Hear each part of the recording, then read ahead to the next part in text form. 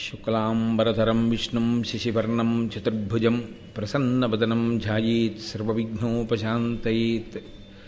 గురుర్బ్రహ్మా గురుర్విష్ణుః గురుర్దేవో మహేశ్వరః గురుః సాక్షాత్ పరబ్రహ్మ తస్మై శ్రీగురవే నమః.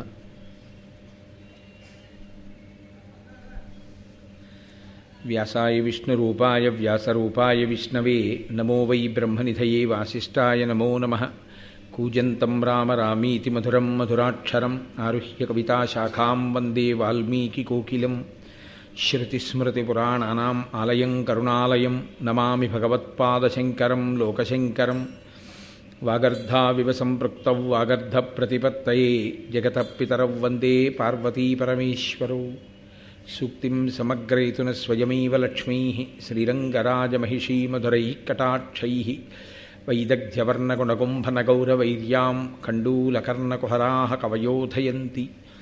హైమోర్ధ్వపుండ్రమజహన్మకుటం సునాసం మందస్మితం మకరకుండలచారుగండం బింబాధరం బహుళదీర్ఘకృపాకటాక్షం శ్రీవేంకటేశముఖమాత్మనిసన్నిధత్తాం. విమలపటీ కమలకుటీ పుస్తకరుద్రాక్షశస్తహస్తపుటీ కామాక్షీ పక్ష్మలాక్షీ కలితవిపంచీ విభాసి వైరించీ. మనోజవం మరుతతుల్యవేగం జితేంద్రియం బుద్ధిమతాం వరిష్టం వాతాత్మజం వనరయూధముఖ్యం శ్రీరామదూతం శిరసా నమామి. ఆపదామపహర్తారం దాతారం సర్వసంపదాం లోకాభిరామం శ్రీరామం భూయో భూయో నమామ్యహం. నారాయణం నమస్కృత్య నరం చైవ నరోత్తమం దేవీం సరస్వతీం వ్యాసం తతో జయముదీరయేత్. హరి ఓం. పరమేశ్వర స్వరూపైన సభకి నమస్కారం. కుమారాస్త్ర విద్యా ప్రదర్శనానంతరము గురుదక్షిణ అడిగినటువంటి ద్రోణాచార్యుల వారికి గురుదక్షిణ చెల్లించడం కోసం కౌరవులు పాండవులు కలిసి బయలుదేరి ద్రుపద మహారాజు గారిని నిర్బంధించి తీసుకొచ్చేటటువంటి ప్రయత్నంలో కృతకృత్యులైనటువంటి వారు పాండవులు మాత్రమేనని, తదనంతరము ద్రోణాచార్యుల వారు బ్రహ్మశిరోనామకాస్త్రాన్ని అర్జునుడికి ఉపదేశం చేశారని నిన్నటి రోజున చెప్పుకున్నాం. ధృతరాష్ట్ర మహారాజు భీష్మద్రోణాది పెద్దలు విదురుడు సోదరునితోటి సంప్రదించి ధర్మరాజుకి యవ్వరాజ్య పట్టాభిషేకం చేశాడు. పైకి ఇది ఎలా ఉంటుందంటే ధృతరాష్ట్రుల్లో ఎక్కడ దోషం ఉంది అనిపిస్తుంది. నిన్నను కూడా ఆ కుమారాస్త్ర విద్యా ప్రదర్శన సమయమునందు ఆయన ఒక మాట అంటాడు, చెవులున్నందుకు సార్థకత నేను ఇప్పుడు పొందాను అంటాడు. నా తమ్ముడైనటువంటి పాండురాజు యొక్క కుమారుల కీర్తిని విని నేను ఇవాళ ఇంత సంతోషంగా ఉన్నాను అంటాడు. మనం ఆ మాటలు విన్నప్పుడు అసలు ధృతరాష్ట్రుల్లో దోషం ఎక్కడుంది, దుర్యోధనుల్లో కదా దోషం అంతా ఉంది అనిపిస్తుంది. ధృతరాష్ట్రుడి వయస్సు ఎంత పెద్దదో ఆయన మనసు యొక్క గుంభనం కూడా అంత పెద్దది. ఎక్కడ బయటపడాలో అక్కడ బయటపడతాడు. కాబట్టి అంత గబుక్కున బయటికి తిరిగిపోయేటటువంటి బేల మనస్సు ఉన్నవాడు కాడు, చాలా తెలివైనటువంటి వాడు. ధర్మరాజు గారికి యవ్వరాజ్య పట్టాభిషేకం చేసేసాడు. ఆయన యువరాజు అయ్యాడు. లోకంలో ఉన్న వాళ్ళందరూ పొగుడుతున్నారు, ఏం అదృష్టవంతుడు పాండురాజు, శరీరం విడిచిపెట్టి ఈ లోకంలో లేకపోవచ్చు ఇవాళ. కానీ మహానుభావుడు ధర్మరాజు వంటి పెద్ద కుమారుణ్ణి కన్నాడు. రాశీభూతమైనటువంటి ధర్మము కాబట్టి మిగిలినటువంటి తమ్ముళ్ళని సక్రమమైన మార్గంలో నడిపించగలడు. అపారమైనటువంటి శరీర బలమున్నవాడు భీమసేనుడు. ద్రోణాచార్యుల వారి వద్ద శిష్యరికం చేసి లోకంలో ఎవ్వరూ ఆయనతో సమానులైనటువంటి వారి లేనిటువంటి రీతిలో తయారైనటువంటి విలుకాడు సవ్యసాచి అయిన అర్జునుడు.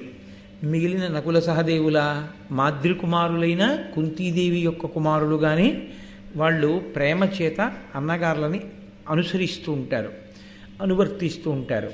కాబట్టి ఆ పాండవుల అదృష్టమే అదృష్టం, వాళ్ళలాంటి పిల్లలు ఎక్కడుంటారు అని ఆయన ఎంతో సంతోషంగా అక్కడ ఉన్నటువంటి వాళ్ళందరూ కూడా మాట్లాడుకుంటున్నారు.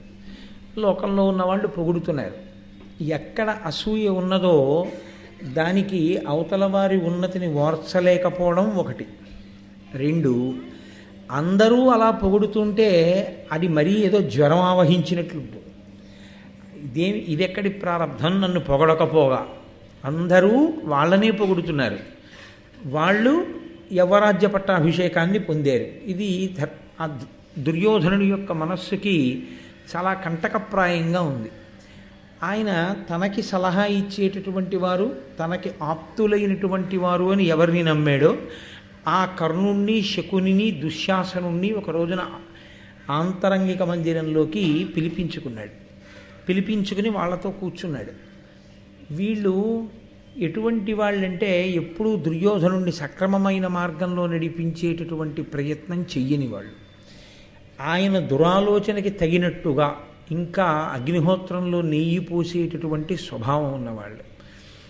వీళ్ళని పిలుస్తాడు. ఎందుకు పిలుస్తాడు అంటే అంతకన్నా మరొక మాట వినడానికి ఆయన మనసు సిద్ధంగా ఉండదు. కొంతమందిలో లక్షణం ఎలా ఉంటుందంటే స్వభావ సిద్ధంగా దురాలోచన లోపల నుంచి వస్తున్నా పెద్దల మాట వినే లక్షణం ఉంటుంది. అసలు వినడం అనేటటువంటిది ప్రారంభం చేస్తే ఎప్పుడో అప్పుడు అది మనసు మారే అవకాశం ఉంటుంది. ఆ మనసు మారడం అనేటటువంటిది దాని ప్రభావం అది చూపిస్తుంది నడవడి మీద. కానీ అసలు ఎన్నడూ తనకి, తన ఆలోచనలకి వ్యతిరేకంగా ధర్మాన్ని సమర్థిస్తూ మాట్లాడేటటువంటి వారి మాటలు వినడానికి కూడా ఆయన ఇచ్చగించాడు. దుర్యోధనుడు పాడైపోవడానికి కారణమంతా పెద్దవాళ్ళు ఒకటే చెప్తారు, జానామి ధర్మం నచమే ప్రవృత్తి, జానామ్యధర్మం నచమే నివృత్తి. నాకు ధర్మం తెలుసు చెయ్యను, నాకు అధర్మం తెలుసు చెయ్యకుండా ఉండలేను, మీరు చెప్తే మాత్రం నా తలకెక్కుతుందా అని అడిగాడు ఒకసారి మహర్షుడు. అంతటి మౌఢ్యము కలిగినటువంటి వాడు. కాబట్టి ఆయన తన ఆంతరంగికుల్ని కూర్చోబెట్టుకుని తన మనసులో ఉన్న మాటని వ్యక్తీకరించాడు. ఆయుధ విద్యలందు జితశత్రుములనియును రణశూరులనియు సంతతోత్సాహులనియు అత్యుద్ధతులనియును భయమందుచుందును పాండవులకు. దానిపై ఇప్పుడు ధర్మజు యువరాజు చేసే రాజైనేమి చేయువాడా, నృపనీతి ఎయ్యది నిరతంబుగా మీర నాకెరిగింపుడు నయముతోడ అనిన వినియు కణికుడను వాడు సౌబలు నాప్తమంత్రి నీతులందుగరము కుశలుడైన వాడు కురుకుల వల్లభు నిష్టమునకు తగగ ఇట్టులనియే. వాళ్ళతో తన మనసు ఉన్నది ఉన్నట్టు విప్పి మాట్లాడాడు. వాళ్ళు ఆయుధ విద్యలన్నిటి యందు కూడా చాలా పాండిత్యమును వహించినటువంటి వారు పాండవులు. వాళ్ళకి తెలియనటువంటి ఆయుధాలు లేవు. ఇదిగో నిన్ననే ద్రోణాచార్యుల వారు బ్రహ్మశిరోనామకాస్త్రం కూడా ఇచ్చాడు. రణశూరులు, వాళ్ళు యుద్ధంలో భయపడేటటువంటి వారు కారు, శత్రువులను దునుమాడతారు. సంతతోత్సాహులు, ఎప్పుడూ ఉత్సాహంతో ఉంటారు. ఇది చాలా గొప్ప లక్షణం. అదేమీ ఏదో పద్యంలో ఒక మాటగా వినేయడంతో వచ్చేటటువంటిది కాదు.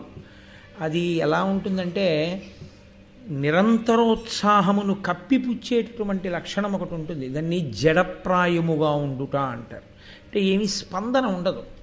అది ఎందువల్ల వస్తుంది అంటే ఉత్సాహము కొరవడిపోతుంది. మీరు కొంతమందిని గమనించండి, ఖాళీ సమయం దొరికితే వారు ఇచ్చగించేది దేనికి అంటే నిద్రపోవడానికి.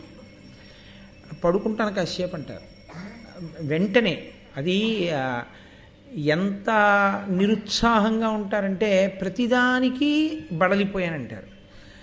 అసలు ఏ కార్యం చేయడానికి వాళ్ళకి ఉత్సాహం అనేటటువంటిది మనసులో ఉండదు. ఇదిగో ఆ జడం పోయి ప్రతిస్పందించేటటువంటి లక్షణం ఒకటి ఉండాలి. ప్రతిస్పందించే లక్షణము అన్న మాటకు అర్థం ఏమిటంటే మనసు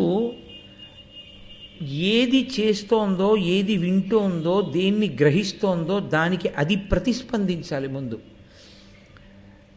ఒక ఉపన్యాసం వింటున్నాం అనుకోండి, ఒక పుస్తకం చదువుతున్నాం అనుకోండి, ఈ పుస్తకంలో చదువుతున్న విషయాన్ని మనసు గ్రహించి పట్టుకుని మనం ఇందులో గ్రహించడానికి ఏం లేదనకూడదు.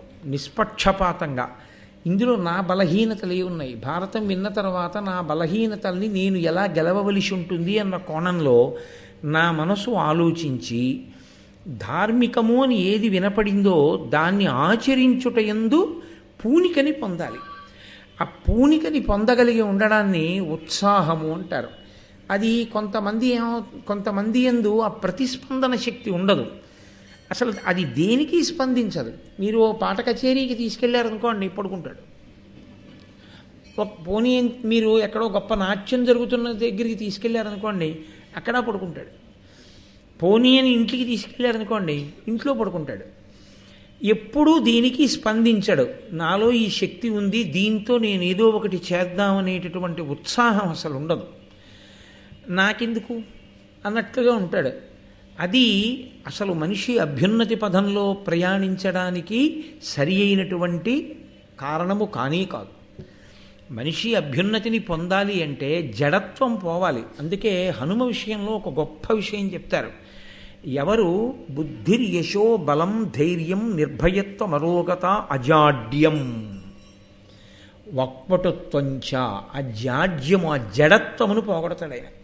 హనుమని ఎవరు ఉపాసన చేస్తారో, ఎవరు హనుమ పాదములకు నమస్కరిస్తారో వారికి జడత్వం పోతుంది. వారు చాలా ఉత్సాహంగా కార్యమునందు నిమగ్నమై ఉంటారు. కాబట్టి వారు సంతతోత్సాహులు. ఎప్పుడూ ఉత్సాహమే వాళ్ళకి, ఇప్పుడు అప్పుడు అని ఉండదు. ఎప్పుడైనా వాళ్ళు ఉత్సాహంగా ఉంటారు పాండవులు. మీరు ఎందుకని అన్న విషయాన్ని ఒకటి ఆలోచించండి. బాహ్యమునందు అభ్యున్నతి పథంలో ఉన్నవాళ్ళు పాండవులు. ధృతరాష్ట్రుడి కుమారుడై పాండవులు ఎవరి దగ్గర నేర్చుకున్నారో వాళ్ళ దగ్గరే వీళ్ళు నేర్చుకుంటున్నారు. పాండవులు ఎక్కడుంటున్నారో వీళ్ళు అక్కడ ఉంటున్నారు. పాండవులు ఏది తింటున్నారో వీళ్ళు అది తింటున్నారు. పాండవులకున్న సంతోషం వీళ్ళకి ఎందుకు ఉండట్లేదు? పాండవులలా ఎందుకు ఉండలేరు 101 మందిలో ఒక్కళ్ళు కూడా? ఒక్కటే కారణం, పాండవులు దేన్ని పట్టుకుంటారో అది వీళ్ళు పట్టుకోరు. అందుకే వీళ్ళెప్పుడూ నిరుత్సాహం, వీళ్ళెప్పుడూ ఏది పోగొట్టుకున్నాం అన్నదాని పక్కన ఆ పోగొట్టుకున్న దాన్ని వాళ్ళు ఎలా పట్టుకున్నారో అలా మనం పట్టుకుందామని ఆలోచించారు. మనం పట్టుకోలేంది వాడు పట్టుకున్నది ఏది ఉన్నదో దాని వలన వాడు కీర్తివంతుడయ్యాడు. కాబట్టి వాడికి అది లేకుండా చెయ్యాలి, లేకపోతే వాడు లేకుండా చెయ్యాలి. దాని యందు ఉత్సాహం. అది ప్రమాదకరమైనటువంటి ఆలోచన సరళి. ఎప్పుడో ఎక్కడో భారతం జరిగిందని మీరు అనుకోకండి. ఎందుకంటే కోపం శేషేన పూరయేత్ అని సంస్కృతంలో ఒక సామెత. ఎప్పుడైనా ఏదైనా అవతల వాని యందు మెచ్చుకోవలసిన విషయం కానీ లేకపోతే తను అంగీకరించవలసిన విషయం కానీ వస్తే అక్కడి నుంచి ఓ పెద్ద కోపాన్ని ప్రదర్శిస్తాడు. అంత కోపడుతున్నప్పుడు మనం ఎందుకు మాట్లాడడం, ఇవతల వాడు వెళ్ళిపోతాడు. కోపం శేషేన పూరయేత్. తప్ప వాడి జీవితంలో వాడు ఎప్పుడూ ఎవరిని అనుకరించడానికి కానీ ఎవరిని ఆదర్శంగా తీసుకోవడానికి కానీ ఆయన సిద్ధంగా ఉండడు. మీరు ఆదర్శంగా తీసుకున్నారు అని గుర్తు ఏమిటో తెలుసా అండి? మీరు ఆదర్శంగా తీసుకున్నారు అని గుర్తు మీరు ఏది మాట్లాడుతున్నా మీకు ఆదర్శమైనటువంటి వ్యక్తి మీకు స్ఫురణలోకి వస్తుంటాడు.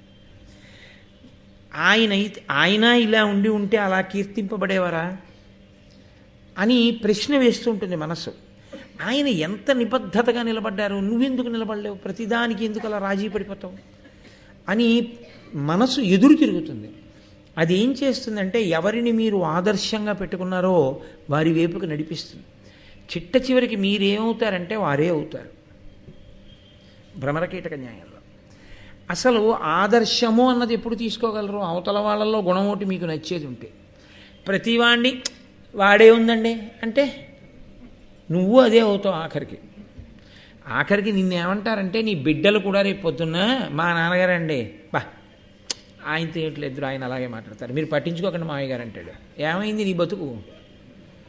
అలా ఉండకుండా ఉండాలంటే క్రమశిక్షణతో కూడినటువంటి జీవన విధానము. తండ్రి పెద్దల గురించి ఔన్నత్యంతో మాట్లాడితే కదండి పిల్లలకు అలవాటు అయ్యేది. మా నాన్నగారు ఒకరి గురించి మాట్లాడారంటే అలా మాట్లాడతారు.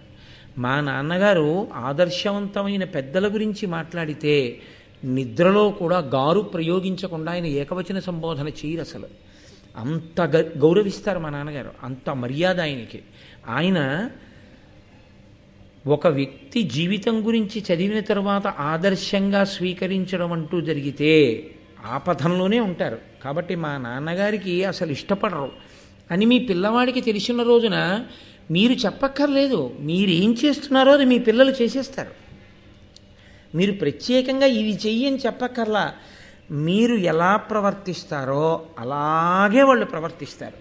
మీరు ఎలా మాట్లాడతారో వాళ్ళు అలాగే మాట్లాడతారు. ఎక్కడో కొద్దిగా మార్పు ఉండొచ్చేమో కానీ సాధారణంగా ప్రత్యేకించి కొడుకుల మీద ప్రభావం తండ్రిదే ఉంటుంది.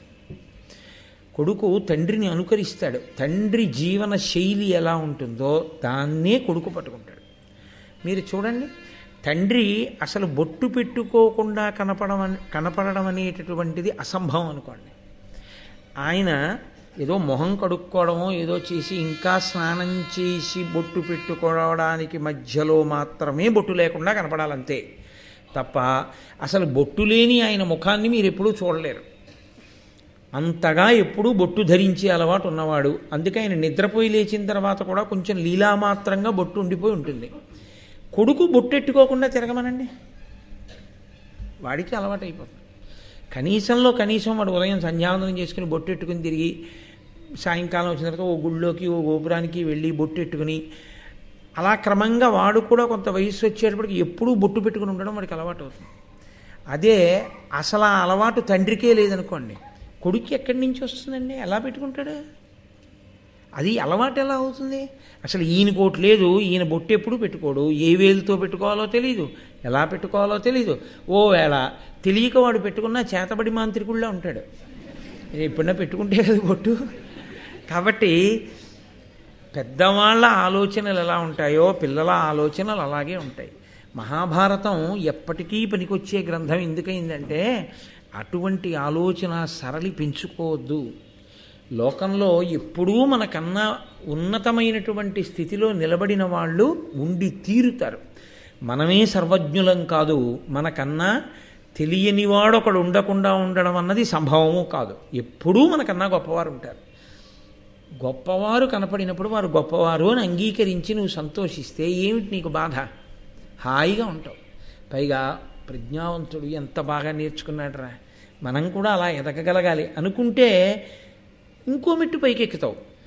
ఆయన్ని చూసి లేనిపోని నిందలన్నీ తీసుకొచ్చి ఆయన యందు ఆరోపించి నువ్వు ఏదో ప్రయత్నం చేస్తే ఇప్పుడు ఆయన కీర్తి మాసిపోతుందా? ఆయన చేసేటటువంటి ప్రయత్నం ఆయనది మడిసిపోతుందా? ఏమీ ఉండదు, నువ్వు పాడైపోతావు అంతే. దుర్యోధనుడి జీవితంలో వచ్చిన అత్యంత ప్రమాదకరమైనటువంటి లక్షణం అక్కడే వచ్చింది. దానికి తోడు ఆయన ప్రారంధం ఏమిటంటే దీనికి వ్యతిరేకంగా మాట్లాడే వాళ్ళని దగ్గరికి రానివాడు. ఆయన ఏం మాట్లాడుతున్నాడో దాన్ని సమర్థించి మాట్లాడే వాళ్ళనే పిలుచుకుంటాడు, వాళ్ళతోనే మాట్లాడతాడు. ఇంకా అగ్నిహోత్రం ఎప్పటి కారుతుంది? తననే కాల్చింది. అందుకే కాబట్టి ఆయన ఇప్పుడు ఉన్న మాట చెప్పేస్తున్నాడు. అత్యుద్ధతులనియు వాళ్ళు చాలా ఉద్ధతి కలిగినటువంటి వాళ్ళు, వాళ్ళ జోలికిడితే అగ్నిహోత్రం లాంటి వాళ్ళు. కాబట్టి నేను భయపడుతున్నాను. నిన్నటి వరకు ఉన్నది డాంబికము అని తెలిసిపోతుంది. నేను భీముణ్ణి చంపేస్తాను, కర్ణుడు అర్జునుడిని చంపేస్తాడు, గుండెల మీద చెయ్యేసుకు పడుకోవడం ఇవన్నీ తాత్కాలికం. ఉత్తర క్షణంలో ఆయనకి భయమే. కాబట్టి నేను భయపడిపోతూ ఉంటాను. దానికి తోడు దానిపై ఇప్పుడు ధర్మజు యువరాజు చేసే రాజేనేమి చేయువాడా. దానికి తోడు ధర్మరాజు గారిని తీసుకెళ్ళి యువరాజుని చేశాడు మా నాన్నగారు. మా నాన్నగారు అండవు, మీరు అదో గమ్మత్తు చూడాలి. మా నాన్నగారు అన్న మాట వాడడం కొడుక్కి సర్వకాలముల యందు ఉండవలసిన లక్షణం. నాన్నగారు కలెక్టర్ గారు కానివ్వండి, నాన్నగారు జడ్జి గారు కానివ్వండి, నాన్నగారు క్లర్క్ అవనివ్వండి, నాన్నగారు వస్తున్నారు అనాలి. కానీ ఎంఆర్ఓ ఆఫీసులో యూడీసీ గారు వచ్చేస్తున్నారన్నారు అనుకోండి మీరు నాన్నగారిని, అది నాన్నగారిని అవహేళన చేయడం అవుతుంది కానీ నాన్నగారిని పొగడ్డం అవ్వదు. నాన్నగారు కలెక్టర్ అయినా కలెక్టర్ గారు వస్తున్నారు అనకూడదు, నాన్నగారు వస్తున్నారు అనాలి. రాజు ధర్మరాజుని యువరాజు చేశాడు అంటే తండ్రితనాన్ని తిరస్కరించాడు. నన్ను యువరాజుని ఏదో రకంగా చెయ్యాలి కానీ ధర్మరాజుని యువరాజుని చేసిన వాడు నాకెందుకు తండ్రి అంటే ఎంత అధిక్షేపన చూడండి. ఆయనే నాన్నగారండి నాకు అన్నాడు అనుకోండి, అంతకన్నా దోషమైన వాక్యం ఇంకోటి ఉంటుందా? అదే అంటే తన స్వార్థం కలిసి రాకపోతే ఎలా అయినా మాట్లాడగలరు. ఇది ఇవాళ ఏమైపోయిందంటే ఈ సంస్కృతే ప్రచారం జరుగుతోంది. నేను విమర్శించకూడదు అనుకుంటుంటాను కానీ చిత్రం ఏమిటంటే భారతం తలకొట్టుకుంది. నన్నయ్య గారు తలకొట్టుకున్నారు, ఇలా మాట్లాడకూడదు, ఇది దుర్యోధనుడి మాట అని. కానీ మన ప్రారంధం ఏమైపోయిందంటే ఇవాళ ఎవరు వ్రాసిన మాటలు ఎవరు మాట్లాడిన మాటలు ప్రత్యేకించి యువత అనుకరిస్తారో వాళ్ళు మా నాన్నగారు వస్తున్నారండం మానేసి అమ్మ మీ ఆయన వస్తున్నాడే అంటాడు సినిమాలో. అలా అనాల్లో ఉందనుకుంటున్నారు పిల్లలు. అది అలా అనొచ్చా అలా అనకూడదా ఏం లేదు. అసలు అలా వ్రాసి సంస్కృతిని ఎంత పాడు చేస్తున్నాం రాసే వాళ్ళకి లేదు. 10 రూపాయల కోసం ఏదైనా రాసేయడమే. కాబట్టి నృపనీతి అయ్యేది రాజులకు ఏది న్యాయం ఎంత చమత్కారంగా అడిగాడో చూడండి. ధర్మం ఏదని అడగలేదు ఆయన. ధర్మం అయితే తనకన్నా పెద్దవాడు ధర్మరాజు, తనకన్నా పెద్దవాడు ధర్మరాజు అయితే ధర్మరాజు రాజు అయ్యాడు. తనకన్నా పెద్దవాడు రాజు అయ్యాడు కాబట్టి తను తమ్ముడు కాబట్టి అనువర్తించడమే ధర్మం, అంతే. ఇంకొక మాట లేదు ధర్మం దగ్గరికి వస్తే. రాజనీతి ఏమిటి అని అడుగుతున్నాడు. ఏమిటి రాజనీతి? నేను ఇష్టపడను ధర్మరాజుని, నేను ఇష్టపడను పాండవుని, నాకు రాజ్యం కావాలనుంది, నాకు రాజ్యం కావాలనుంది కాబట్టి వాళ్ళు రాజుగా ఉండకూడదు, కాబట్టి వాళ్లతో యుద్ధం చెయ్యలేను, భయపడుతున్నాను, కాబట్టి అన్యాపదేశంగా ఏం చెప్తున్నట్టు వాళ్ళని చంపేయాలి. దీనికి రాజనీతి ఏమిటి? ఎంత అందంగా అడిగాడో చూడండి. అంటే కుట్రలు కుతంత్రాలు ఎలా చెయ్యొచ్చు, అసలు నీతి అన్న మాటను అడ్డు ఎలా పెట్టచ్చు, పెట్టి దాన్ని ఆదర్శంగా తీసుకుని నేను ధర్మరాజుని ఎలా చంపచ్చు, ఆ 5గురిని చంపేసి రాజ్యం ఎలా పుచ్చుకోవచ్చు? ఇది ఎవరిని అడుగుతున్నాడు? ఈయన అడిగిన కోణంలోనే జవాబు చెప్పేవాళ్ళని అడుగుతున్నాడు. తప్పు, పగిలిపోతుంది దవడ. ఇంకొకసారి ఇలా మాట్లాడితే అంటాడు విదురుడిని అడిగితే ఇది. అందుకని ప్రాణం పోయినా అడగడు విదురుడిని. ఎందుకు అడగడంటే ఆయనకి తెలుసు విదురుడు ధర్మం చెప్తాడని. ఆయనకి కావలసింది ధర్మం కాదు, ఆయనకి కావలసింది రాజనీతి. రాజనీతి అంటే రాజనీతి యందు మళ్ళీ అర్హత ఉన్నదా లేదా అని చూడకుండా రాజ్యకాంక్షతో శత్రువుగా భావన చేసి చంపేసే విధానం ఏమిటి, అది నాకు చెప్పండి అని అడిగితే, సౌబలుని యొక్క మంత్రి అంటే అక్కడ ఉన్న వాళ్ళలో శకుని యొక్క మంత్రి గారు కణికుడు, ఆ కణికుడు లేచి దుర్యోధనుడితో రాజనీతి మాట్లాడడం మొదలుపెట్టాడు. సంస్కృత భారతంలో వేరు, ధృతరాష్ట్రుడు మాట్లాడాడు, ఇక్కడ దుర్యోధనుడితోనే మాట్లాడాడు కణికుడు. ఆయన ఆ కణికుడు అన్నాడు, ధరణీషుడు ఉజ్జత దండుడై ఉచిత దండ విధానంబు తప్పక ధర్మచరితులంగా మహీజనుల రక్షించి సదృత్తుడగు నది సర్వవర్ణములు వరుసన తమ తమ వర్ణధర్మముల వర్తిల్లిదురు గడవక దండభీతి అరిమిత్రవర్జితుడై సమబుద్ధియగు మహీవల్లభుననుశాసనమున. మహారాజా, నేను నీతి చెప్తాను. దండనీతి అని ఒకటి ఉంది. మహారాజు అనేటటువంటి వాడు ధర్మం తప్పినటువంటి వాడికి శిక్ష వెయ్యడంలో ఏమరకుండా ఉండాలి. అక్కడ ఏమీ భయపడకూడదు. భయపడకుండా అంత గొప్పగా దండనీతి ప్రయోగిస్తే, శిక్ష వేసేస్తే, ఏ వర్ణం వాళ్ళు చెయ్యవలసినటువంటి కర్తవ్యాన్ని ఆ వర్ణం వాళ్ళు చేస్తారు. చేసి అందరూ సమబుద్ధితో జాగ్రత్తగా రాజ్యం నడుస్తుంది. కాబట్టి అసలు ముందు శాసకత్వము అన్న మాటకు అర్థం ఎక్కడుందంటే, దండనీతిని ప్రయోగించడంలో రాజు వెనుతిరిగి చూడని వాడై ఉండాలి. ధీరమతియుతులతోడ విచారము సేయునది మును విచారిత పూర్వ ప్రారబ్ధమైన కార్యము పారము పొందును విఘాత పద దూరంబై. ఏదైనా ఒక పని చేసేటప్పుడు ఈ పని చేద్దాం అని సంకల్పం రాగానే చేయకూడదు. ఈ పని చేద్దాం అనుకోగానే ముందు పెద్దల్ని సంప్రదించడం జీవితంలో అలవాటు కావాలి. పెద్దల్ని కూర్చోపెట్టి సంప్రదించి, అయ్యా ఇది ఎలా చేస్తే బాగుంటుంది అన్న తర్వాత వాళ్ళు అనుభవాన్ని పురస్కరించుకొని కార్యం దెబ్బతినకుండా ఇలా చెయ్యండి అని చెప్పిన విధానం ఏది ఉంటుందో ఆ విధానంలో పని చెయ్యాలి. ఆ విధానంలో చేసిన పనులు ఎన్నడూ చెడవు.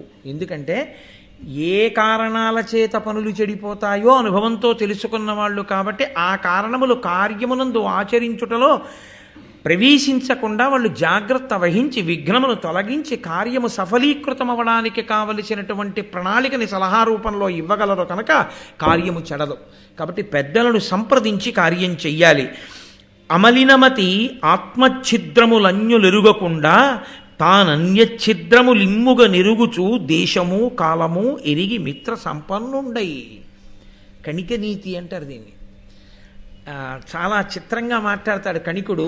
ఈయన మాట్లాడిన మాటల్లోంచే దుర్యోధనుడి యొక్క ఆలోచన రూపు దాల్చింది. ఆయన అన్నాడు, రాజు ఎప్పుడూ కూడా తన బలహీనత పై వాళ్ళకి తెలియకుండా చూసుకోవాలి. పై వాళ్ళ బలహీనతలు తను తెలుసుకుంటూ ఉండాలి. దీనికి చిత్రం ఏంటంటే, ఈ కణిక నీతి బోధ అక్కర్లేకుండా ఉంటుంది కొంతమందిలో. మీరు చూడండి, వాళ్ళ దగ్గర చాలా లొసుగులు ఉంటాయి, వాళ్ళ ఇంట్లో చాలా లొసుగులు ఉంటాయి, వాళ్ళ ఇంటి వ్యవహారాల్లో చాలా గొడవలు ఉంటాయి. వాళ్ళు అస్సలు బయటపడరు. మీరు చాలామంది దగ్గర చూసుంటారు ఆ చమత్కారం. వాళ్ళు మనతో మాట్లాడినప్పుడు అందరూ ఐకమత్యంగా ఉన్నట్టుంటారు. అది నిజంగా చాలా గొప్ప లక్షణం.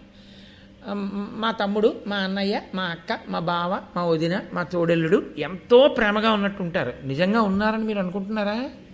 సహస్ర ఛిద్రములు ఉంటాయి. కానీ వాళ్ళకున్న గొప్పతనం ఏమిటంటే వాళ్ళు బయటపడరు. కానీ మిమ్మల్ని మాత్రం ఎలా అడిగితే మీ ఇంట్లో మీరు మీ తమ్ముడు దెబ్బలాడుకున్నారో, మీరు మీ మామగారు దెబ్బలాడుకున్నారో, మీరు మీ అబ్బాయి దెబ్బలాడుకున్నారో, ఇవన్నీ తెలుసుకోవడానికి వీలైన రీతిలో ప్రశ్న తీసుకొస్తారు. ఒక 4 రోజుల నుంచి ఎవరో మీ పట్ల విముఖంగా ఉన్నారనుకోండి, వాడు భారతానికి వచ్చి భారతం వింటున్నాడు అనుకుంటున్నారా? వాడు ఏం చేస్తాడంటే 4 రోజుల నుంచి ఎవరు విముఖంగా ఉన్నాడన్న విషయం మీద ఎక్కువ శ్రద్ధ పెడతాడు. 4 రోజుల నుంచి రానివాడెవరు, లేకపోతే ఈ మధ్య రానివాడెవరు, వాడి కోసం ఆ భారతం చెప్పేది, అవన్నీ ఎక్కువ శ్రద్ధ పెడతాడు. శ్రద్ధ పెట్టి దాని గురించి ఎక్కువ విషయ సేకరణ చేస్తాడు. ఇది కణిక నీతి ఆ రోజుల్లో చెప్పాడు ఆయన కణికుడు. నీ లోపాలు ఎవరికీ తెలియకూడదు. నీ లోపాలు ఎవరికీ తెలియకూడదంటే ఏమిటి దాని అర్థం? నీ లోపాలు ఏమున్నాయో వాటిని నువ్వు రహస్యంగా చేసేస్తూ ఉండాలి. అవతల వాళ్ళ లోపాలు కనిపెట్టడమే పనిగా ఉండాలి. మహారాజా, అవతల వాడిని పడగొట్టాలనుకున్నవాడు చెయ్యవలసిన విధానం ఇది అన్నాడు. బాగా బుర్రకెక్కిందండి దుర్యోధనుడికి. అసలే దుర్యోధనుడు, దానికి తోడు కణిక నీతి అని. బలహీనులైనచో శత్రుల చెరచుట నీతి, అధిక దౌర్వీర్య సుహృద్ బలులైన వారి చెరుపగా అలవియే అక్లేశ సాధ్యులగుదురే మీదన్. ఎంత గొప్ప మాటలు చెప్పాడో చూడండి. ఎంత గొప్ప మాటలు అంటే అవి నిజంగా గొప్పవని మీరు అనుకుంటున్నారేమో. అలా నేను ఆ కోణంలో చెప్పట్లేదు. పాడు చేయడానికి ఎంత బాగా పనికి వస్తాయో ఇలాంటి మాటలు. మహారాజా, శత్రువు అనేటటువంటి వాడిని తర్వాత చూద్దామని ఆకూడదు.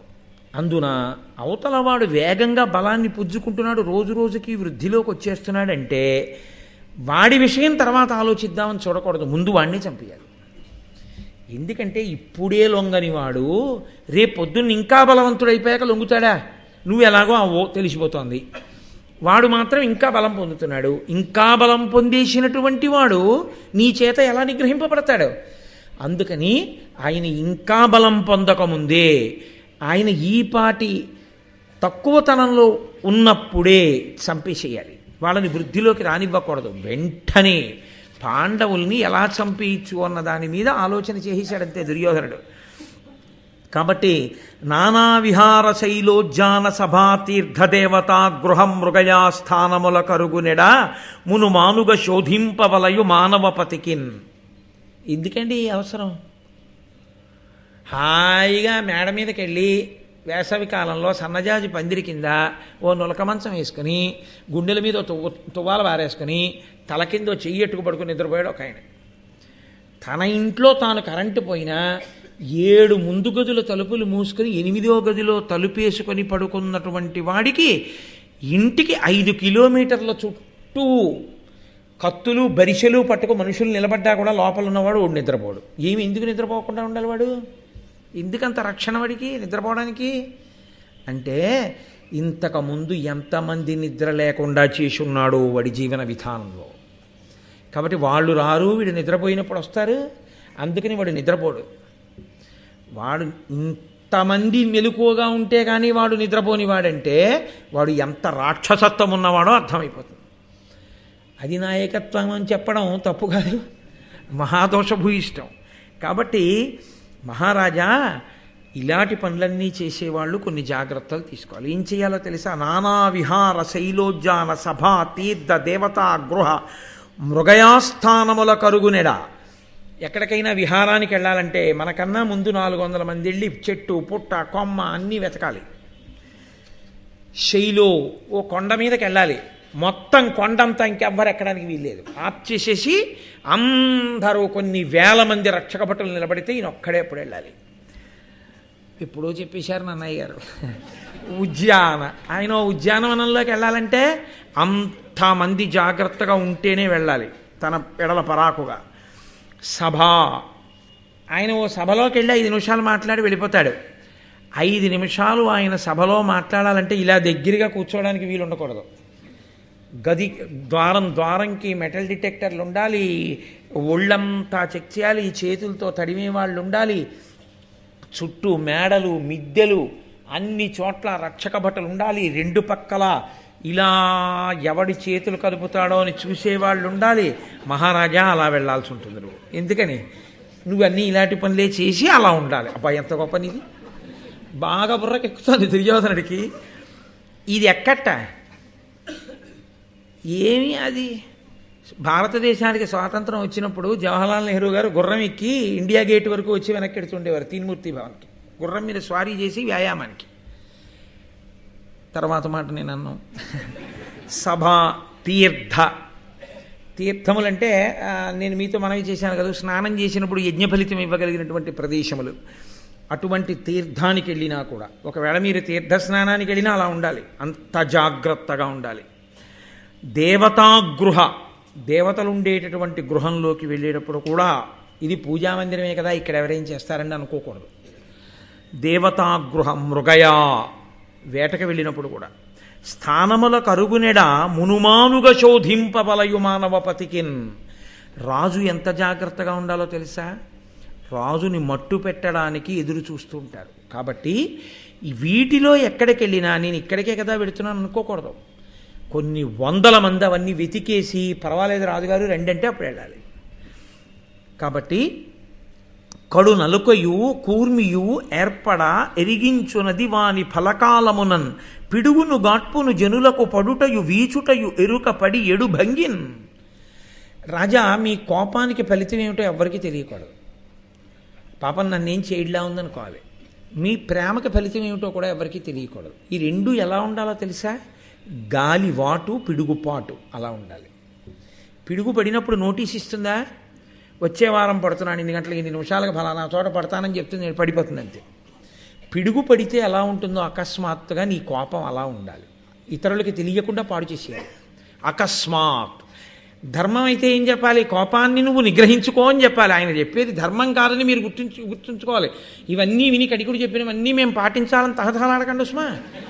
కాబట్టి ఆయన దుర్యోధనుడికి చెప్పాడని చెప్తున్నాను అంతే నేను. కాబట్టి మహారాజా, పిడుగు పడినప్పుడు ఎలా ఉంటుందో అలా ఉండాలి కోపం. ప్రేమ ఎలా ఉండాలంటే ఫలితాన్ని ఇచ్చేటప్పుడు గాలి వేసినట్టు ఉండాలి. ఏమిటో ఒక్క పెడుతోంది అంటుంటే ఒక్కసారి అలా మలగమారుతం వచ్చిందనుకోండి, వస్తే అబ్బా ఎంత హాయిగా ఉంది, నేను వస్తున్నానండి మీ అందరినీ చల్లగా ఒక్కసారి హాయిగా ఉండేటట్టు నేను చూస్తాను కదా, 8 గంటల 13 నిమిషాలకి వీస్తాను అని చెప్తుంది. ఏమిటి ఆమె వస్తుంది అంతే. లేకపోతే ఒక పెద్ద ప్రభంజనం వస్తుంది, వచ్చే ముందు ఇన్ని సెకండ్లకు వస్తుందని ఇది వచ్చేస్తుంది అంతే ఆ ప్రభంజనం. అకస్మాత్తుగా వేసవికాలం అయిపోయి వానాకాల ప్రారంభ సమయంలో సాయంకాలం వేళలో వస్తాయి ఈదురుగాళ్ళు. ఆ పెద్ద గాలి వచ్చినప్పుడు ముందు కరెంటు పోతుంది, ఆ తర్వాత చెట్లు పడిపోతాయి, ఆ తర్వాత మిగిలినవన్నీ. కాబట్టి అలా గాలి వాటు పిడుగుపాటు ఎలా ఉంటాయో కోపం యొక్క ఫలితం, ప్రేమ యొక్క ఫలితం అలా ఉండాలి. తనకు అపకారమును చేసిన జనుడల్పుడని నమ్మి చేకొని ఉండం జనక ఒక ఇంచుక ముల్లయినను పాదతలముననున్న నడవగనగునే. రాజా, చిన్నవాడు ఇంకాను పెద్ద ఏం చేస్తాడు లేదు అని శత్రువును వదలకూడదు. చిన్న ముళ్ళు కాల్లో విరిగింది, చిన్న ముల్లే కదండి కాల్లో విరిగింది అని వదిలేస్తే ఏది అడుగులు చూస్తాను వేయలేవు. చిన్న ముళ్ళైనా కాల్లో దిగితే వెంటనే ఎలా తీసేయాలో అలాగే శత్రువు చిన్నవాడైనా ఉపేక్షించకూడదు, చంపేయాలి. తరియగునంతకు రిపుతన అరకట పెట్టుకొని ఉండునది తరి ఉడుగం చెరచునది రాతి మీదను వరలగ మృద్ఘటము నెత్తి వైచిన భంగిన్. శత్రువుని చూసేటప్పుడు శత్రువుతో కలిసి తిరిగేటప్పుడు ఎలా ఉండాలో తెలుసా? మన కొరకు కాదు సుమండి ఇదంతాను. శత్రువుతో కలిసి తిరగడం ఎలా ఉండాలి అంటే, మనం వాడి పట్ల శత్రుత్వంతో ఉన్నామన్న మాటే తెలియకూడదు. చాలా జాగ్రత్తగా కుండ ఎత్తుకుని తిరుగుతారు. ఒక సందర్భంలో కుండ నిండా నీళ్లు పోసుకుని కుండ ఎత్తుకుని తిరుగుతారు. తిరిగి వెనక్కి తిరిగి చూడకుండా కుండ పారేస్తారు. పారేస్తే కుండ పగిలిపోతుంది. అంత్యేష్టి సంస్కారం నందు చిట్ట చివర చేస్తారు. శత్రువుతో ప్రవర్తించేటప్పుడు ఎలా ప్రవర్తించాలంటే, ఇంటికి పట్టుకెడుతున్న నీటి కుండను ఎంత జాగ్రత్తగా పట్టుకెడతారో, ఎంత మర్యాదగా తీసుకెడతారో అంత బాగా భుజాన్ని ఎక్కించుకోవాలి. సమయం చూసి కింద పారేసినప్పుడు ఎలా పారేయాలంటే, రాళ్ల మీదకి ఆ కొండ విసిరినట్టు పారేయాలి. ముక్కలైపోవాలి. మళ్ళీ వాడు భుజం మీద పెట్టుకున్నాడని వాడు అనుకుని ఆదమరవాలి. నువ్వు విసిరితే రాళ్ల మీద పడి బద్దలవ్వాలి. అంత గుట్టుగా ప్రణాళిక వెయ్యాలి శత్రు సంహారమనందు. వెంటనే వచ్చేస్తోందండి దుర్యోధనుడి బుర్రలో ప్రణాళికంతా. ఈ మాటలు వింటున్నాడు, ప్రణాళికా రచన చేసేస్తున్నాడు. దీని ప్రభావం ఎక్కడుంటుందో తెలుసా అండి? 2 అత్యంత ప్రమాదకరమైన ఉంటాయి జీవితంలో. నేను యథార్థమైన మాట మీతో మనవి చేస్తున్నా. 1 వాక్కు, 2 పుస్తకం. మీరు చదివే పుస్తకాలు ఎటువంటివో అవి మీ మనసు మీద ప్రభావం చూపించి తీరుతాయి.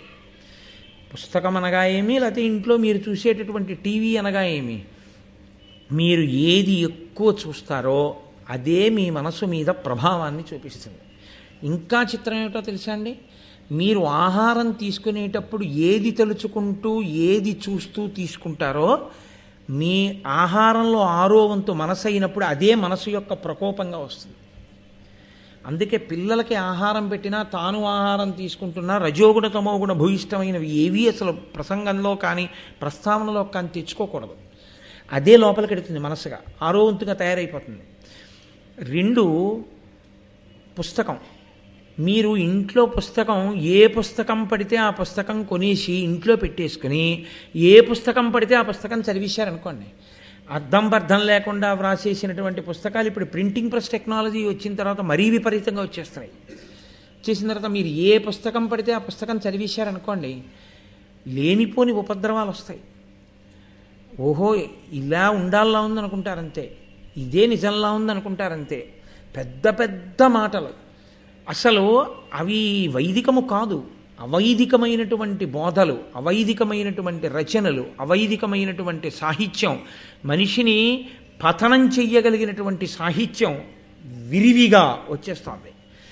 ఆ పుస్తకాలు ఏం చేస్తాయంటే మిమ్మల్ని మెల్లిమెల్లిగా మెల్లిమెల్లిగా కొద్ది కొద్దిగా విషం పుచ్చుకున్నవాడు చివరికి ఎలా పాడైపోతాడో అదే పనిగా గ్రంథపఠనం చేసిన వాడు అలాగే పాడైపోతాడు. అలాగే మీరు ఎవరి ప్రసంగాలు ఎవరి మాటలు వింటుంటారో అవే మీ మీద ప్రభావం చూపిస్తాయి. మీకు ఎప్పుడూ అవైదికాన్ని, అధర్మాన్ని, అర్థం పర్థం లేని సిద్ధాంతాలని బోధ చేసే ప్రసంగాలకి మీరు అలవాటు పడిపోయారనుకోండి, క్రమంగా జీవితంలో ఏమవుతుందంటే ఆ అవైదికత అంతా జీవితంలో అనుష్ఠాన పర్యంతంలోకి వచ్చేస్తుంది. మీరు భగవద్భక్తి, వైదికం, రామాయణం, భారతం, భాగవతం, సద్బుద్ధి, మనసుని పరిశీలనం చేసుకోవడం, మహానుభావులైన వ్యాసుడు, వాల్మీకి, నన్నయ్య గారు ఇలాంటి పెద్దలిచ్చినటువంటి గ్రంథములను చదువుకోవడం, ఇలాంటివి చేశారనుకోండి కాపాడి తీరుతాయి. ఒక్కొక్కచో ఎలా ఉంటుందో తెలుసా అండి? మీ ఇంట పెట్టినటువంటి పుస్తకాలు మీతో పోవు, మీ తరువాత తరాల మీద ప్రభావం చూపిస్తాయి. మీరు చదివారా చదవలేదా అన్నది వేరే విషయం. నాకు మనం ఎవరో భాగవతం పట్టుకొచ్చి ఇచ్చారు. ఎందుకు ఇస్తున్నారు ఇది నాకని అడిగాను నేను. అడిగితే వాళ్ళు అన్నారు, ఏదో కొన్నామండి మేము చదవడం ఎందుకని, మీరు చదువుకుంటారని ఇస్తున్నాం అన్నారు. నేను అన్నాను, మీరు చదవకపోతే తప్పేం లేదు, మీ ఇంట్లో ఉంచుకోండి. ఎందుకు ఇచ్చేస్తారు భాగవతం? ఉంచుకుని ఒక్క పువ్వు వేయండి దాని మీద, చదవకండి. పోనీ మీరు చదవను అనుకుంటే, చదవలేను అనుకుంటే చదవకండి, ఒక్క పువ్వు వేసి నమస్కారం చేయండి. పువ్వు కూడా వేయలేరా? మీ ఇంట్లో గూట్లో పెట్టుకుని ఒక నమస్కారం చేసి వదిలేయండి. ఎవరో ఒకడు వస్తాడు, మీరు నమస్కారం పెట్టగా పెట్టగా పెట్టగా భాగవతం చదివేవాడు ఒకడు వస్తాడు మీ ఇంటికి, మీ వంశంలో పుడతాడు, వాడు చదువుతాడు భాగవతం. వాడు భాగవతం చదివినందుకు మీ ముందున్న 7 తరాలు తరిస్తాయి. కాబట్టి మాకెందుకంటే నిశ్చయకండి, ఉంచుకోండి ఆ పుస్తకాన్ని ఇంట్లో అని చెప్పాను. కొన్ని పుస్తకాలు ఇంట్లో ఉండాలి. ఇంట్లో తప్పకుండా ఉప్పు నిండుకోవడం అన్నది ఉండదు కదండి. ఉప్పు నిండుకోవడం అన్నది లేకుండా ఇంట్లో ఉప్పు పప్పు అగ్గిపెట్టే ఇలాంటివి ఎలా ఉంటాయో రామాయణం లాంటి కావ్యం ఇంట్లో లేకుండా ఇల్లు ఉండకూడదు, ఉండి తీరాలి. ఆ ఇంట రామాయణం 7 వాల్యూమ్స్ లేవు అంటే 7 కాండలు లేవు అంటే ఆ ఇంట ఏదో పెద్ద దోషం ఉంది, ఆ ఇంటి సంస్కృతిలోనే దోషం ఉందని గుర్తు. కొన్ని లక్షల రూపాయలు ఒక మనిషికి చొప్పున ఆ కుటుంబంలో తినేస్తున్నారు. పుట్టిన దాదిగా ఎంత తినుంటాం, ఎంత డబ్బు ఖర్చు పెట్టుంటాం? 7 కాండల పుస్తకాలు కొనుక్కోవడానికి 750 350 రూపాయలు, ఇంకా తక్కువకు వస్తున్నాయి గోరఖ్పూర్ ప్రెస్ అయితే. 7 కాండల రామాయణం పుస్తకాలు నీ ఇంట్లో ఎప్పుడూ లేవు అంటే అంతకన్నా అసహ్యకరమైన విషయం ఇంకోటి ఉందా జీవితంలో? ఎవరైనా ఇంటికి వస్తే కనీసం చదివావో చదవలేదో బాలకాండ, అయోధ్యకాండ, అరణ్యకాండ, కిష్కింధకాండ, సుందరకాండ, యుద్ధకాండ, ఉత్తరకాండ అని 7 కాండలు రామాయణం కనపడ్డాయి. నీ ఇంటికి వచ్చిన వాళ్ళు ఎంత సంతోషిస్తారు? నువ్వు చదవలేదు, ఏ రాత్రో నిద్ర పట్టక మీ అబ్బాయి చదువుతాడు. ఏంటిది రామాయణంలో ఇలా ఉంది? వాడికి ఉత్సాహం కలుగుతుంది, వాడు ఎవరినో అడుగుతాడు, వాళ్ళ వల్ల ప్రేరణ పొందుతాడు, వాడు శ్రీరాముడు అవుతాడు. నీ ఇంట్లో రామాయణం ఇంట్లో ఉన్నందుకు రక్షిస్తుంది, కొన్ని ఇంట్లో ఉన్నందుకు పాడు చేసేస్తాయి. ఇంట్లో ఉన్నందుకు పాడు చేసేవి నువ్వు చదివి కత్తిరించి బైండ్ చేయించి వాల్యూమ్ 1 వాల్యూమ్ 2 అని వేసి నువ్వు చదివి నువ్వు ఉంచిందే కాకుండా భావితరాలకు నువ్వు అందించే నిధులవే. రామాయణం ఉంచాలి ఇంట్లో. కాబట్టి కొన్ని ఉత్తర క్షణం పాడు చేసేస్తాయి. కణికుడు చెప్తున్న మాటలు అసలే వాడు దుర్యోధనుడు, వాడి బుర్రకి బాగా ఎక్కేస్తున్నాయి. అందుకే వినేటప్పుడు కూడా చాలా జాగ్రత్తగా ఆ ప్రసంగాలు ధార్మికములే, అవి పెద్దలైనటువంటి వారు మన జీవితాన్ని ఉద్ధరించడానికి చెప్పినవే అన్నవాటిని తప్ప అనవసర ప్రసంగాలు అవైదిక ప్రసంగాల జోలికి వెళ్ళకూడదు, వాటిని జీవితంలో అన్వయంలోకి తెచ్చుకోకూడదు. అలాగని నేను విమర్శించమని చెప్పను, ఒక నవ్వు నవ్వి వెళ్ళిపోతే చాలు. మన జీవితంలో నన్నయ్య గారు చెప్పింది మనం అనుష్ఠిస్తే చాలు. నన్నయ్య గారు, తిక్కన గారు, ఎర్రాప్రగడ మహానుభావులు, వాల్మీకి, వ్యాసుడు, సూర్యచంద్రులు, ఆ వాంగ్మయం చదవగలిగితే చాలు జీవితంలో, ఒక జీవితకాలం చాలదు వాటికి. అంత గొప్ప వాంగ్మయం అది. ఇంకెందుకు నీకు మిగిలిన పుస్తకాలు? అవి చాలు నిన్ను కష్టాల్లో తట్టుకునే శక్తిని, సుఖాల్లో మిడిసిపడకుండా ఉండగలిగినటువంటి నిగ్రహాన్ని నీకు ఇస్తాయి, శాంతినిస్తాయి. ఇంకంతకన్నా ఏం కావాలి నువ్వు పుస్తకం చదివితే? కాబట్టి వినేటప్పుడు చదివేటప్పుడు ఎలా ఉండాలో నేర్పుతుంది భారతం మనకి. కాబట్టి కుండ పగలగొట్టినట్టు పగలగొట్టు. బాలుడని తలచి రిపితో ఏలి ధనమున కలిసి యునికి ఇది కార్యమే, ఉత్కీలానల కణ ఇంచుక చాలదే కాల్పంగ ఉగ్రశైలాటవులన్. నా శత్రువు చిన్నపిల్లాడు, ఇంకా ఏం చేయగలడు ఇప్పుడు నన్ను? ఇప్పుడు నేను ఇంకా చాలా రక్షణలో ఉన్నాను, నా శత్రువు నన్ను ఏం చేయగలడు అనుకున్నవాడు చాలా ప్రమాదం వైపు గెడుతున్నవాడు. ఎందుకంటే నిప్పురవ్వ చిన్నది, కానీ అది అరణ్యంలో ఎండుటాకుల్లో పడింది. చిన్న నిప్పురవ్వే కదా అని వదిలేశావు, అదే అరణ్యాన్నంతటినీ కాల్చేస్తుంది. కాబట్టి శత్రువు చిన్నవాడని చూడకూడదు, చంపేయాలి. మొనసి అపకారి కడ నిడి కొనియుండెడు కుమతి దీర్ఘకుజ శాఖాగ్రంబున నుండి నిద్రవోయెడు మనుజునకు సమానమగు ప్రమత్తత్వమునన్. శత్రువు పక్కనే ఉండగా వీడేం చేస్తాడులే అనుకున్నవాడు ఎటువంటి వాడో తెలుసా? చెట్టు యొక్క చిట్ట చివరి కొమ్మ మీదకెక్కి గాఢ నిద్రపోయిన వాడితో సమానం. అక్కడి నుంచి కింద పడిన వాడివి ఎప్పుడు పడతావు ఎవరికి తెలుసు? కాబట్టి శత్రువు పక్కన ఉండగా ఉపేక్షించకూడదు, శత్రువుని సంహారం చెయ్యాలి అని కణికుడు చెప్పాడు. అంటే దుర్యోధనుడు ఏ కోణంలో ప్రశ్న వేశాడో ఆ కోణంలో కణికుడు సమాధానం చెప్పాడు. ఇప్పుడు కణికుడి సమాధానం దుర్యోధనుడు ఒక ప్రణాళిక వేసుకోవడానికి బాగా పనికొచ్చింది. ఇప్పుడు ఈయన ఈ ప్రణాళిక వేసుకుని అది అమలు కావడానికి తండ్రి గారి యొక్క సహకారాన్ని అభ్యర్థించాలనుకున్నాడు. అనుకుని తండ్రి దగ్గరికి వెళ్ళాడు. వెళ్ళి ఎంత చమత్కారంగా అన్నాడంటే, నాన్నగారు మీరు ధర్మరాజుని యువరాజుగా కూర్చోపెట్టారు, యువరాజ్య పట్టాభిషేకం చేశారు. మీరు ధర్మరాజు గారిని తీసుకెళ్ళి యువరాజ్య పట్టాభిషేకం చేసి యువరాజుగా కూర్చోపెట్టాక లోకంలో ఉన్న వాళ్ళందరూ ఏమనుకుంటున్నారో ఎప్పుడైనా కనుక్కున్నారా అని అడిగాడు. ఏమనుకుంటున్నారా అన్నాడు ధృతరాష్ట్రుడు. ఏమీ లేదు. వాళ్ళు ఏమనుకుంటున్నారంటే పూర్వం ధృతరాష్ట్రుడు పాండురాజు ఉండేవారు. ధృతరాష్ట్రుడికి కళ్ళు లేవు కాబట్టి ఆయన ఎప్పుడూ రాజ్యరక్షణ చేయలేడు. అప్పుడు కాదు, ఇప్పుడు కాదు, ఎప్పుడూ చేయలేడు.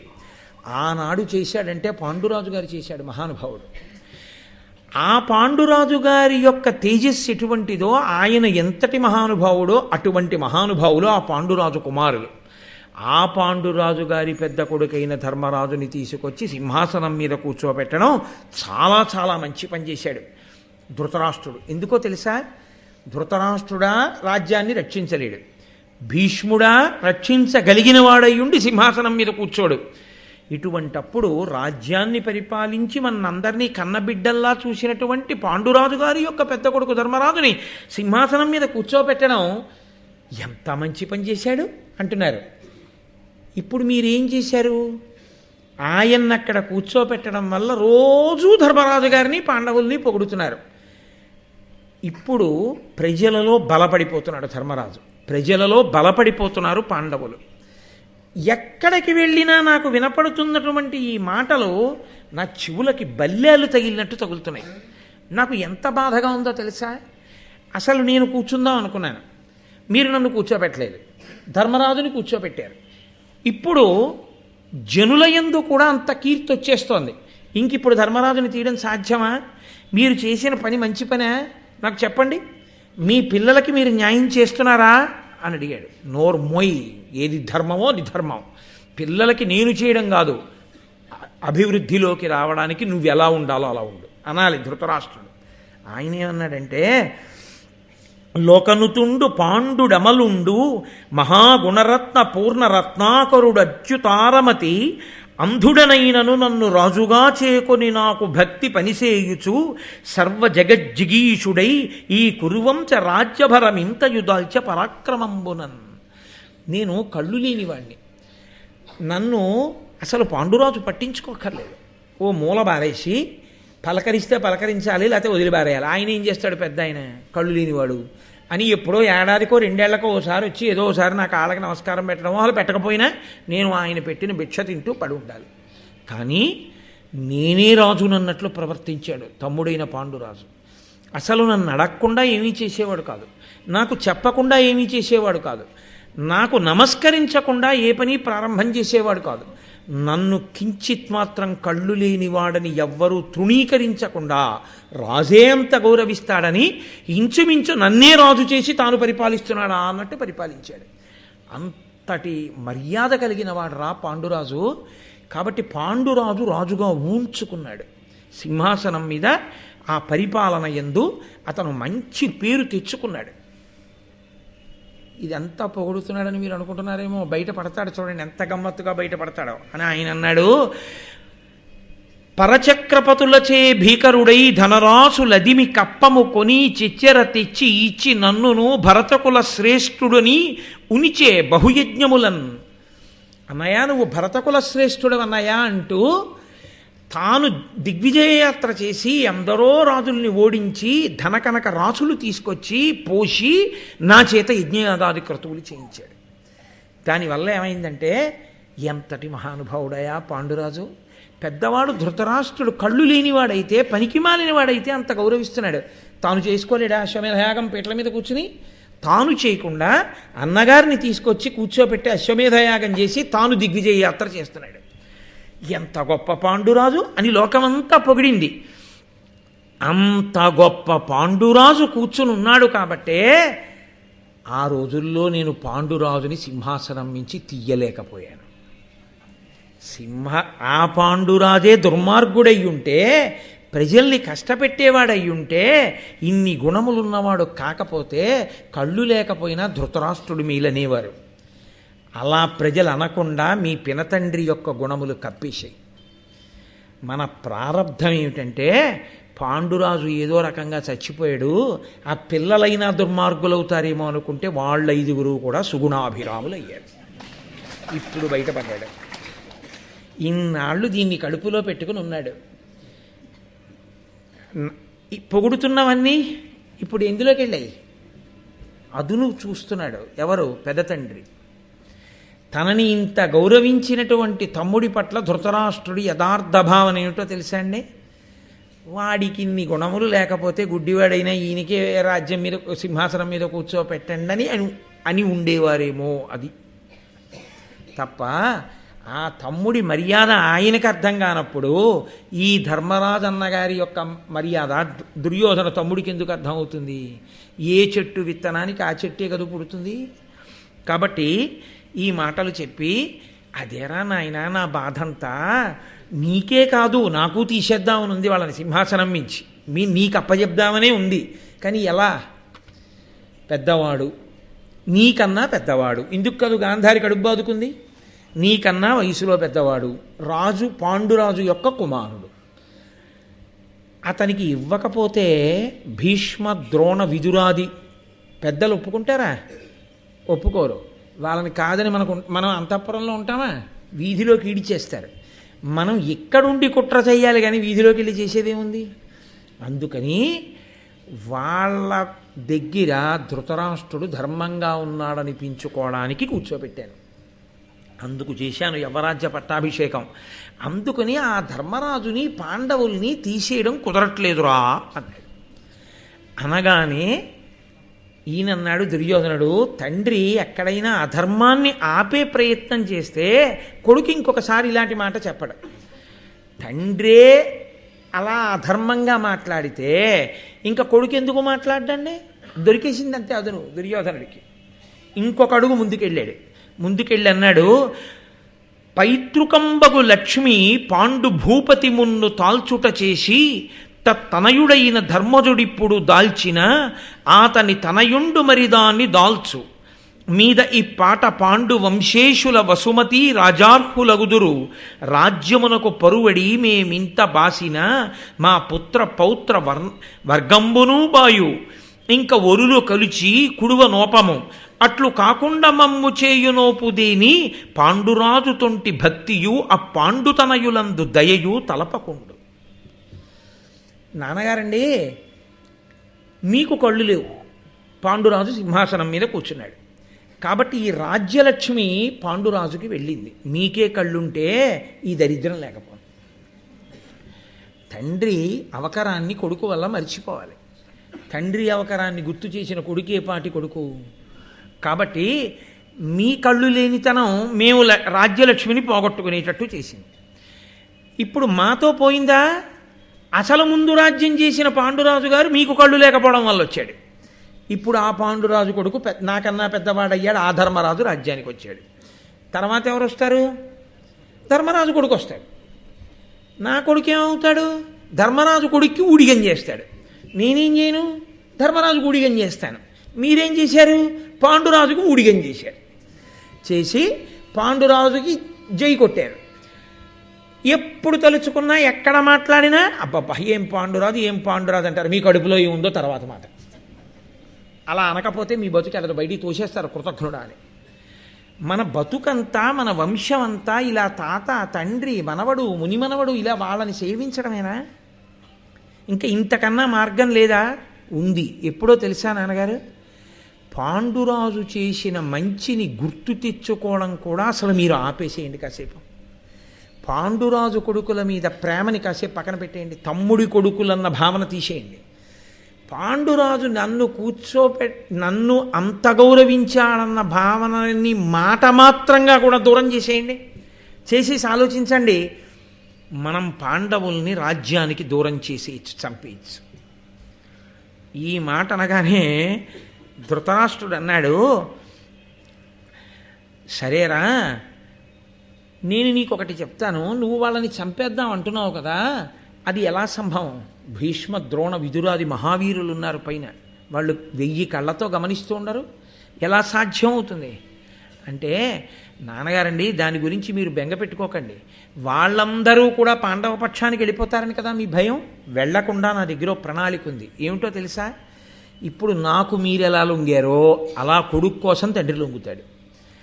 అశ్వత్థామ నేనంటే ఇష్టం కాబట్టి, అశ్వత్థామకి నేనంటే ఇష్టం కాబట్టి ఎప్పుడూ అశ్వత్థామ నాతో ఉంటాడు. అశ్వత్థామ నాతో ఉంటే ద్రోణుడు పాండవుల కోసం వెళ్ళిపోలేడు, కొడుకు కోసం ద్రోణుడు ఉంటాడు. ద్రోణుడు ఇక్కడ ఉంటే ఆయన చెల్లెలు కృపి భర్త అయినటువంటి కృపాచార్యుడు బావమరిది బావగారిని వదిలి మళ్ళీ ఇంకో శత్రుపక్షంలోకి వెళ్ళలేడుగా. కృపాచార్యుడు ఉంటాడు. కృపాచార్యుడు ఉంటే కృపి ఉంటుంది. కృపాచార్యుడు ద్రోణుడు అశ్వత్థామ ఉంటే భీష్మాచార్యుల వారు ఇంతమందిని వదిలేసి ఆయన ఒక్కడికి వెళ్ళడం కాబట్టి భీష్ముడు ఉంటాడు. కాబట్టి అశ్వత్థామ వలన వీళ్ళనందరినీ లాగుతాను, లాగి నా వైపు కట్టి పెట్టుకుంటారు. కాబట్టి వీళ్ళు మనకు ఉపకారం చేయకపోవచ్చు, కానీ పాండవులకు ఉపకారం చేసే అవకాశం లేకుండా చేస్తాను. అటు పక్షాన నిలబడకుండా చూస్తాను. చాలా ఇంకేం కావాలి? అశ్వత్థామని అడ్డుపెట్టి లాగుతాను. కాబట్టి భయం లేదు. వాళ్ళందరూ ఏదో చేస్తారని మీరు భయపడకండి. కాబట్టి ఇప్పుడు చెప్పండి నాన్నగారండి అంటే ఆ ధృతరాష్ట్రుడు అన్నాడు, ఏ నెల్ల ప్రొద్దున ఎడలోన తలతు నీ అభిప్రాయంబ ఇది దారుణంబుగాన వాకునకు జుల్కన తేరనోప కడగి పాండవుల ఏకత మెట్టులను అనుపగానగు మరి దీని గాంగేయ విదుర కలశజాశ్వత్థామ గౌతముల్ బుద్ధిగా ఒడంబడుదురే కాదయ్య అనినా కౌరవ జ్యేష్ఠుండు ఘనుడిట్టులనియే. ఒరే, ఇన్నాళ్ళకి నువ్వు బయటపడ్డావు, నాకు కూడా కడుపులో ఇదే భావన ఉంది. ఈ పాండవుల్ని ఎలాగ రాజ్యానికి దూరం చెయ్యాలి, ఈ పాండవులకి దక్కకుండా నా పిల్లలకి ఈ రాజ్యం అంతా ఎలా అప్పజెప్పేయాలి అని నేను ఆలోచిస్తున్నాను. కానీ ఈ మాట నేను భీష్ముడి దగ్గర ద్రోణుడి దగ్గర నోటితో అనను. పాండురాజు ఎంత గొప్పవాడు, ధర్మరాజు ఎంత గొప్పవాడు, వాళ్ళు పాపం పిల్లలు నా పిల్లలతో సమానం. వాళ్ళ గుణములు వింటుంటే నా చెవులు పొంగిపోతున్నాయి, నా మనసు రంజిల్లిపోతోంది. ఆ ధర్మరాజు కదూ సింహాసనానికి అర్హుడు అంటూ ఉంటాను. ఎందుకో తెలుసా? నా కడుపులో ఉన్నదంటే జుట్టట్టుకి ఇడిచేస్తారు వాళ్ళు. అందుకుని అనట్లేదురా, నా కడుపులో ఉన్న భావన కూడా ఇదే. కానీ ఇది ఎలా సంభవం అవుతుంది, దానికి ఏమిటి ప్రణాళిక అంటే ఆయన అన్నాడు, వలనుగల మంత్రివరులం పిలిచి పృధానందనులకు ప్రియముగా మీరు ఇమ్ముల వారణావతంబును వెలయగ పొగలుండు వారు విని తగుల నెడన్. ఇక్కడ భీష్ముడు ఉంటాడు, ఇక్కడ ద్రోణుడు ఉంటాడు, ఇక్కడ విదురుడు ఉంటాడు, ఇక్కడ కృపాచార్యుడు ఉంటాడు. కాబట్టి ఇక్కడ మనం మట్టు పెట్టలేం. ఇవన్నీ నేను ఇంతకు ముందు చేసేసినవే. ఆదిపర్వంలో ముందు నీళ్ళల్లో తోసేసాను, విషం పెట్టించేసాను, చాలా చేశాను, కలిసి రాలేదు. వాళ్ళనందరినీ కాల్చి చంపేయాలంటే ఇక్కడ ఉండగా కుదరదు. ఎందుకంటే వాళ్ళకి ధర్మపక్షపాతం ఉన్న పెద్దల యొక్క అనుగ్రహం ఉంది. అసలు ముందు ఈ ప్రదేశం నుంచి వాళ్ళని తప్పించాలి. ఎందుకు ఎడతాడు యువరాజు? రాజధానిని విడిచిపెట్టి వెళ్ళడగా. ఇప్పుడు ఒక్క ధర్మరాజు వెళ్ళాడు ఏ కారణానికైనా, మిగిలిన పాండవులు ధర్మరాజును ఒక్కడిని చంపితే వీళ్ళు తిరగబడరు, మమ్మల్ని బతకనిస్తారా? 5గురిని చంపాలి. 5గురిని చంపి కుంతి మిగిలితే ప్రజల్లో విప్లవం వస్తుంది. ఆ తల్లిని చూడగానే అయ్యయ్యయ్యో 5గురు బిడ్డల్ని కన్న తల్లి, ఈ దుర్మార్గ ధృతరాష్ట్రుడు దుర్యోధనుడు ఆ కుంతిని చంపేశారు, ఆ కుంతి కొడుకుల్ని చంపి పాపం ఆవిడ అలా ఏడుస్తోంది అంటారు. కుంతి కూడా ఉండకూడదు. అసలు ప్రజలకి గుర్తు రాకూడదు. తొందరగా ప్రజలు మర్చిపోవాలి. తొందరగా ప్రజలు మర్చిపోవాలంటే కుంతి సహితంగా 5గురు పాండవులు చచ్చిపోవాలి. కుంతి సహితులై 5గురు పాండవులు చచ్చిపోవాలంటే అంతఃపురంలో కుదరదు. వాళ్ళు ఈ ప్రదేశాన్ని వదిలిపెట్టాలి. వాళ్ళు ఇంకొక చోటికి వెళ్ళాలంటే వాళ్ళు వెళ్ళరు. వాళ్ళు ఎందుకు వెళ్తారు? వాళ్ళు తెల్లవారు లేస్తే పెదనాన్నగారి కాళ్ళు పట్టడం ఇవన్నీ చేస్తారు. వాళ్ళకి ధర్మం. గురువుగారు ద్రోణాచార్యుల వారిని దర్శనం చేసుకోవడం, గురువుగారికి నమస్కారం చేసుకోవడం, తాతగారు భీష్మాచార్యుల వారికి నమస్కారం చేసుకోవడం, ఇవన్నీ వదిలేసి వాళ్ళు ఎక్కడికో పోతారా? వాళ్ళు వెళ్ళరు. కాబట్టి మీరేం చేస్తారంటే వాళ్ళు వెళ్ళాలనేటటువంటి బుద్ధి వాళ్ళకి కలిగేటట్టుగా 10 మార్లు మంత్రులను పిలిచి ఆ మంత్రుల చేత వారణావతము అనబడేటటువంటి ప్రదేశం గంగా తీరంలో ఉన్న దాని గురించి అదే పనిగా పొగిడించండి. అది ఎంత గొప్పదో ఎంత గొప్పదో ఎంత గొప్పదో అంటుండండి. అలా అనిపిస్తే అక్కడే కూర్చున్న పాండవులు విని అబ్బా మనం ఒకసారి అక్కడికి వెడితే బాగుండు అనుకుంటారు. వాళ్ళు ఎందుకు అనుకుంటారు? జలపాతాలు చూడడానికి, ఇంకోటి చూడడానికి కాదు. ఆ గంగానదిలో స్నానం చేసి అక్కడ ఉండేటటువంటి బ్రాహ్మణులకందరికీ దాన ధర్మాలు చేస్తే పాండురాజు గారు తరిస్తాడు. అంత గొప్ప ప్రదేశం అని మీరు అన్నారనుకోండి, పితృదేవతలు తరించే ప్రదేశం అంటే అయ్యో మన నాన్నగారిని తరింపచేద్దామని వాళ్ళు 5గురు పెడతారు. ఎందుకంటే తండ్రి కడుపున పుట్టినటువంటి బిడ్డలు, ప్రత్యేకించి కొడుకులు, మిగిలిన వాటిలో ఎంత కొట్టుకు చచ్చిపోయినా పర్వాలేదు, కానీ ఒక్క విషయంలో కనీస మర్యాద, ఒక తల్లికి ఒక తండ్రికి పుట్టడం అంటే ఆ శరీరాలు పడిపోయేంత వరకు వాళ్ళు కలిసి కనీసంలో కనీసం ఏడాదికి ఒకసారి ఒక పని చెయ్యాలి. తమ్ముళ్ళుగా పుట్టిన వాళ్ళు అన్నగారితో కలిసి తద్దినం పెట్టాలి. అలా కలిసి పెట్టకపోతే ఆ తల్లిదండ్రులు గుండెలు బాదుకుని ఏడుస్తారు పితృదేవతాలోకంలో. ఎందుచేత అంటే వాళ్ళకి ఒక ప్రీతి అన్నది ఒకటి ఏడుస్తుంది. ఏదో పెద్దవాడు ధార్మికుడు, ఆయన తద్దినం పెట్టాడనుకోండి, వాళ్ళు వచ్చిన ప్రారంధం ఏంటంటే ఆయన ఇచ్చిన నీళ్లు తాగి వాళ్ళు వెళ్ళరు, వాళ్ళు ఏడుస్తారు. ఇద్దరినికి అన్నాను, పెద్దవాడు తద్దినం పెడుతున్నాడు బాగానే ఉంది, ఆ రెండోవాడు పనికి మాలినవాడు, వాడు పెట్టట్లేదు తద్దినం, వాడు పాడైపోతున్నాడని వాళ్ళు ఏడుస్తారు. అందుకని శాస్త్రం ఏం చెప్పిందంటే వాడు మర్యాదతో ఉన్నా ఏడుస్తారు, లేకపోయినా ఏడుస్తారు. అయ్యో పాపం పిల్లలు చూసావా ఎంత ధర్మానికి కట్టుబడ్డారో అని సంతోషిస్తారు. కాబట్టి ఆ తమ్ముడు తద్దినానికి రావాలి. వచ్చి అన్నగారి చెయ్యి కింద పెడితే తమ్ముడు పైన చెయ్యి పెట్టాలి, పైన చెయ్యి పెట్టి నీళ్లు విడిచిపెట్టాలి. చిట్ట చివర కింద అన్నగారి చెయ్యి ఉండాలి. తాను పెద్దవాడైనా తన చెయ్యి కింద ఉండేది తద్దినంలో. తమ్ముళ్ళ చేతుల మించి పడినటువంటి నీళ్లు ఆఖరణ పెద్ద కొడుకు చేతిలోంచి కింద పడాలి. కొడుకు పెద్ద కొడుకుగా ఒకడు పుట్టి ఉండాలి అంటే దేవతలు ఒక అధికారం చూస్తారు. వీడి శరీరం పడిపోయేటప్పుడు వీడు వాడి ఒళ్ళో తల పెట్టుకుని పడుకుని 1,00,000 తేళ్లు కుట్టిన బాధ పొందకుండా కొడుకు ఒళ్ళో తల పెట్టుకుని చచ్చిపోయేటంత అదృష్టం వీడికి ఇవ్వడానికి కావలసిన పుణ్యం ఉందా? ఆ పుణ్యం లేకపోతే కర్మ సంతానాన్ని ఇవ్వరు, అంటే పెద్ద కొడుకుని ఉండడం. ఐశ్వర్యానికి కారణం కనిష్టపుత్రుడు, ఆఖరివాడు. అందుకే దత్తత ఇస్తే పెద్దవాడిని ఇవ్వరు, ఆఖరివాడిని ఇవ్వరు. ఇద్దరే కొడుకులు ఉన్నవాళ్ళు దత్తతలు ఇవ్వకూడదు. పెద్దవాడిని దత్తత ఇవ్వడానికి వీల్లేదు కర్మ సంతానం, కిందవాడిని ఇవ్వడానికి వీల్లేదు, వాడు ఐశ్వర్యానికి కారకం, వాడు లక్ష్మీప్రదమైనటువంటి సంతానం.